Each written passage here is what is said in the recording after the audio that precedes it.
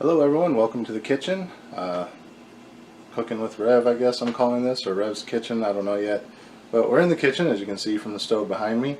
Planned on cooking something today, and I was like, hell with it, let's go ahead and try make a video out of it, because no one's here, and why not? Something I've always planned on doing, and got more recipes coming up soon. Now, I'm at my mother's house. She doesn't care if I film in the kitchen, so yeah, probably going to see more of these.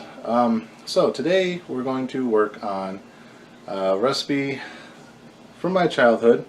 They are called no-bake cookies. Basically, they're chocolate oatmeal cookies that you make up on the stovetop, and then you let them dry, and no baking involved. That's why they're called no-bake cookies. So we're going to flip the camera around real quick, and I will show you the ingredients that you need to make this. Okay, so the ingredients you're going to need to make this recipe are sugar. You're going to need 2 cups of sugar according to my recipe. Some recipes you find online will call for like 3 cups. I find those to be a little bit too sweet. I think that's why I dialed this recipe back to 2. But it's kind of your preference. Hopefully I got 2 cups left in that bag. You will also need baking cocoa.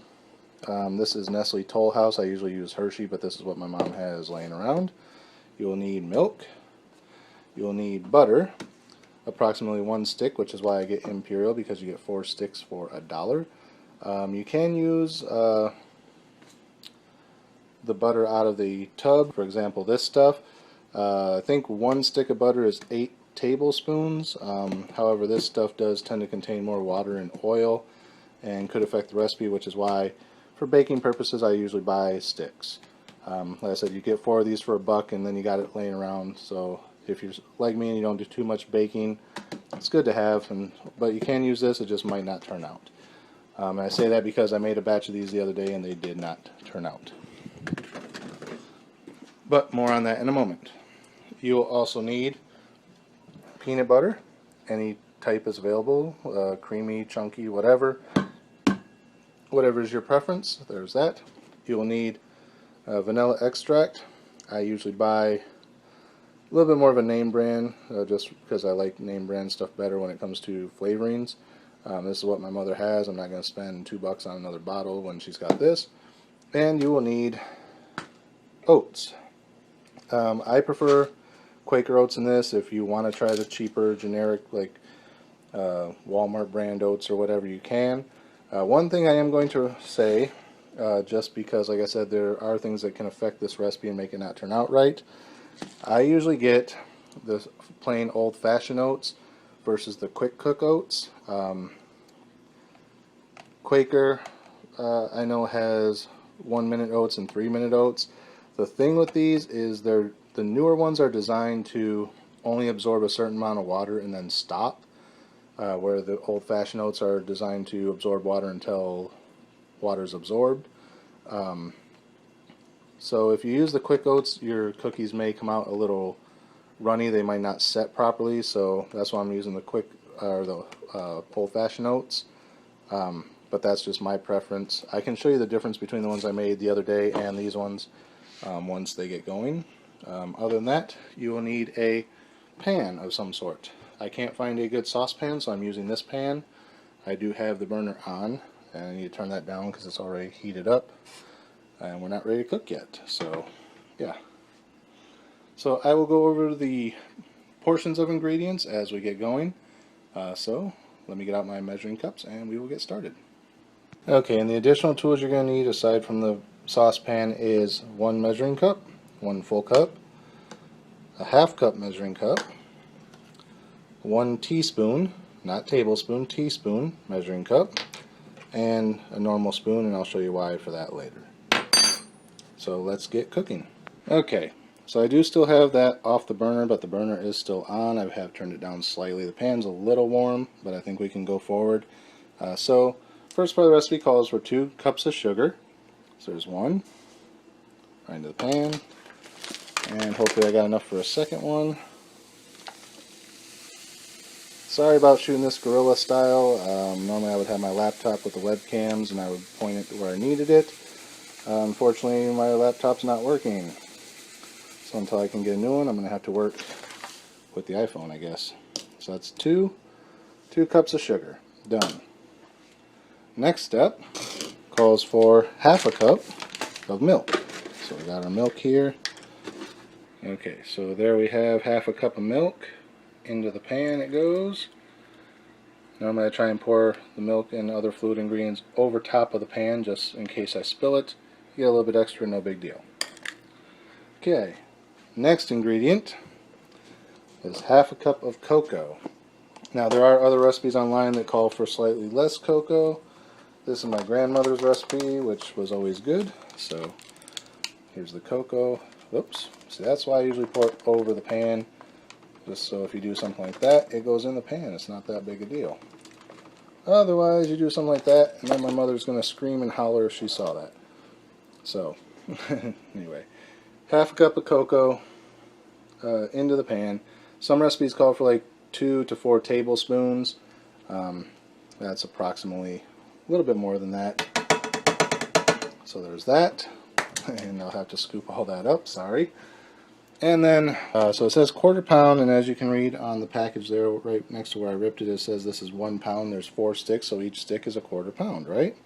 And as you can see, it is 8 tablespoons, like I said. And it tells you up here how much is in different cup measurements. If it'll focus, probably not. That says 1/4 cup is 4 tablespoons, 1/3 of a cup is 5 1/3 tablespoons, and half a cup is 8 tablespoons. So if a recipe ever calls for half a cup of butter, it's 1 stick. If it calls for a quarter pound, it's 1 stick. If it calls for 8 tablespoons, 1 stick. Like I said, this is the easiest thing to bake with, that's why I get it. You can chop it up if you want so it melts better. I'm not going to, I'm just going to open it up and throw it right in the pan. So here we go, the full stick right into the pan, just like that. Then we're going to put this back on the heat. I'm going to clean up my mess and we're going to stir it until all that is incorporated and melted. Let me use the rubber spatula, I guess. Or maybe not. So you're going to mix all this and incorporate it back on the heat. So we'll be right back when all that's mixed. Okay guys, so I've had a chance to clean up my mess here on the counter, and as you can see, all of our ingredients are now incorporated. No more lumps of butter or anything. It's still a little chunky on the cocoa, but that'll dissolve as time goes on. Okay, now what you want to do is stop stirring it. As you can see, mine's already kind of coming to a boil. If yours isn't, you want to bring it to a full rolling boil, which is basically what you see there. But you want to wait till it's boiling all the way to the edges. So the edges will start to kind of roll over themselves. That's called a rolling boil. So far it's not getting there yet. It's close. Okay, so we're going to pretty much call that a rolling boil. It's not quite a rolling boil yet, but that's kind of what you're looking for, is a nice simmer. I don't think I'm fully centered over the flame. There we go. So once you get a nice full rolling boil, I'm going to give it a little bit more of a stir just to break up that side, because I think that's why we're having problems getting to a nice rolling boil here. So anyway, that's a nice rolling boil, I guess. So you want to let that go for 1 minute, starting from the time that you get to full rolling boil. So let's go from right about now, and we'll be back in 1 minute. Okay, so that's been a rolling boil for about a minute. So now what you want to do is remove it from the heat, take it off the burner onto another one, and while that's still bubbling hot, you want to add, well, my recipe says half a cup, and I think that's because I actually dialed that back as well. Another recipe I had says a full cup of peanut butter. Depending on what type of peanut butter you use, that can kind of give it a weird generic-y peanut butter taste, so I think I dialed mine back. But I'm adding a full cup just for this purposes. Like I said, if you try these and it's too much peanut butter, cut it back to a half. I'm going to use a full for right now. Oh, and this is why I said have another spoon handy, 1 to scoop it into this cup and 2 to scoop it back out of the cup. Okay, so as you can see, I used the spoon to just scoop all that out there into a big lump. And now we're going to incorporate this into the hot sauce here. And again, I wanted to bump this back up to a cup. Like I said, the other one was kind of thin and didn't really stick together too well, so I'm adding more peanut butter to kind of give it a little bit more gooiness and see if that helps. So we're going to mix until the peanut butter is all incorporated. It So that's why it helps to have a saucepan like this, or kind of a skillet, because then you're kind of got the peanut butter right on the bottom. It's still got some heat to it, so it still melts real good. I'm going to switch back over to my rubber spatula here, just to easily mix it without scraping up the bottom of Mother's good pans, because she'll kill me. So you can see it's kind of marbling in.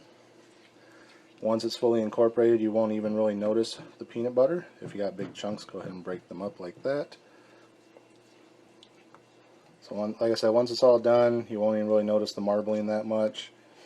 Again, this already kind of smells like hot peanut butter to me, so I think the 1 cup might have been too much, but I'm trying it just to see if I can get it to solidify better than the ones that I made yesterday did, when I only used half a cup.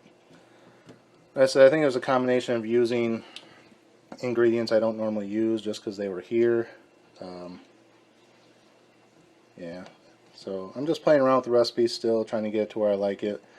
I used to have this recipe perfected, but I hadn't made them in so many years.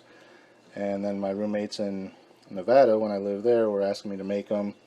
And I didn't have the recipe with me, so I was kind of guesstimating at it, going off other recipes online.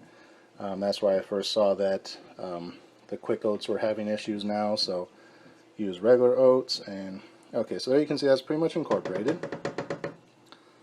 And then the next thing you want to add is 1 teaspoon of vanilla.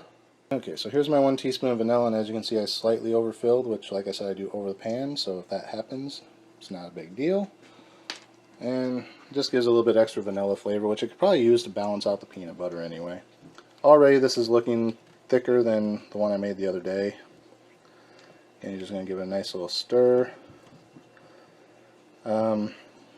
If I added an extra cup or half cup of sugar, it would probably thicken it up even more, just because then you have the caramelization of that. But at the same time, it makes them kind of sweet, and I used to have real sensitive teeth back when I made these, so yeah, I cut back the sugar quite a bit. So now the recipe says 3 cups of oats. I've used my full cup for that, so I'm going to do them out of half cups, so 3 cups would actually be 6 half cups. Okay, so I got the oats open, and can't really show you this right now, but look at these oats, and in a minute I'll show you the minute oats, and you can see how much smaller they are. I think that's another reason to use old-fashioned oats, because they're bigger, they allow for more absorption, and it pulls out a lot of that liquid. So I'm going to dish up 6 half cups of these, or 3 full cups, into that. Okay, so there we've dumped 3 cups of oats on top. Now we're just going to mix these in. And if it still looks kind of liquidy, not too thick, once you get it all incorporated, feel free to add another half cup of oats or full cup, whichever you think you need. You want them kind of thick to where they kind of almost feel like they're solidifying as you're mixing them, but you don't want them too thick to where they actually do. You want to be able to let them sit and cool down. Hopefully the camera's not all over the place, because I'm trying to hold it with one hand and stir with another. And like I said, sorry about the guerrilla style filmmaking here, but that's what you gotta do sometimes, right? Okay, so even though these are incorporated, it still looks a little on the thin side to me. So just for safety, while the batter's still hot, see how it's kind of thickening up there, kind of clumping, that's what you want. But as you can see, there's still a lot of liquid there, so I'm going to add in 1 more cup of oats, just for safety. Okay, so there's 1 more cup. I'm going to get this stirred in and see where we're at. Okay, so in reality, I probably could have got away with half a cup, because as you can see here, you can pull it away from the sides now. There's not much liquid. Almost looks like, because you can still see the whiteness of the oats, I might actually have a bit too much in there, but that's okay. It's better to have a little bit more than too little, because once this cools down, it's real hard to get more into it. So as you can see, that's kind of easily foldable now. No liquid under it. So now we're going to move on to the next step of dishing them out. Okay, so here we are with the next step. As you can see, we got our pan of ingredients here, if the camera wants to focus. There we go. And over here we have a sheet of parchment paper. You can also use wax paper if you don't have parchment paper. I like to use parchment paper, again, because parchment paper likes to absorb fluids out of things. Wax paper just kind of sits there, and you could have sticking to the bottom of the cookies when you peel them. But either one is fine. If you have a baking rack to put this on to kind of lift it up and let air flow under it, use that. Also make sure before you put pans on your parents' countertops, you put down a pot holder or something to keep the heat from the counter. So now, the other reason you need a normal spoon is you're going to dish this out in teaspoons full all the way across the wax paper. So I'm going to try to show you one of those one-handed and see how it goes. And this is already thickening up quite a bit. As you can see, the other day it was dripping off the spoon, today it's not. So what you want to do is right up here in the upper corner, turn out a spoonful, and then what I like to do is actually get a second spoonful right next to it, and then lightly kind of mush them together. Like I said, I think I could have cut back half a cup of oats on this because you can still see all the oats, which isn't going to let it solidify as much as I'd like. But basically you just kind of put 2 teaspoons next to each other and kind of mush them together into a cookie and let them dry for a little while. So we'll be right back once I've filled up this whole parchment sheet. Okay, just recorded something and wasn't recording, so let me try this again. So I'm changing something from what I originally told you guys to just do. These first 2 I did a spoon next to each other. These next 2, as you can see, they're roughly the same size, but what I did there is I just kind of took 1 heaping teaspoon, rolled it out onto the paper like so, and then just kind of flattened it out. I didn't get a good heap there, so this one's going to be a little bit small. As you can see, there's not a whole lot of difference between the 2, and this will probably turn out a lot better than this one does in the end. So these ones I did with 1 heaping spoon, this one I did with 2, this one I did with 1, and as you can see, they're roughly about the same size. So like I said, these 2 probably won't turn out because there's 2 mushed together and they'll probably break apart real easy. So, plus you'll get more cookies if you do it this way. Alright guys, so as you can see, the pan is now empty, and here are our cookies all laid out. You notice one's missing here at the bottom. That's because that one, for some reason, would not stay together. It just kept crumbling and crumbling and crumbling, which is why I said I probably should only added half a cup of the oats at a time after the 3. I think I would have been okay with 3.5 cups instead of 4.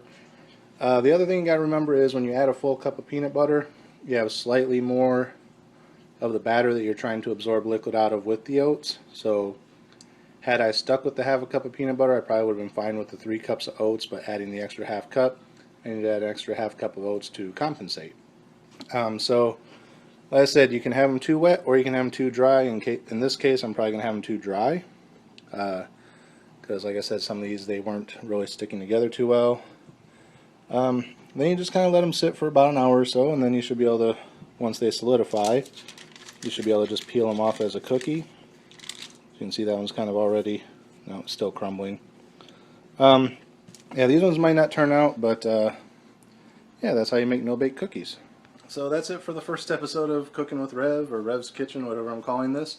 I can show you the ones I made the other day. They're right here. I stuck them in the freezer because they hadn't set up after most of the day. Usually they only take about an hour or 2 to set once you get them done right. So this is what the ones from the other day look like. Well, like I said, you can see the oats are a lot smaller and how much darker they are. And look, I can kind of push my finger right into them. Where these ones are pretty much already dry and cool to the touch and stiff. And pick it right up and eat it. But I want something somewhere between these, so if I make them again, I'll show you the finished product then. Like I said, cut back to the half a cup of peanut butter, and should be fine with the 3 cups of oats. If it's still a little watery after the 3 cups, add a half a cup more, not a full cup, and then you should have them just about perfect. So yeah, that's it for this episode of Cooking with Rev. Normally I would be trying something that I made, but gotta wait a while for them to dry. Maybe I'll come back on later after they're fully dry and see if they stick or if they crumble. If they crumble, then I don't know what I'll do. I'll probably make another batch. Or crush them up and make them as chocolatey granola. There you go. Anyway, thanks for joining me on this episode of Cooking with Rev. I gotta clean up the kitchen before my mother gets home because she will throw a fit. Yeah. But until next time, as always, thanks for watching. Remember, like, comment, rate, subscribe, share the video. The links are in the description and up here in the corner, I believe, if I'm pointing the right way, if you're on YouTube. And until next time, I need a sign off. I can't say cheers because I do that for product placement. I was going to say good eats, but that's Elton Brown's thing.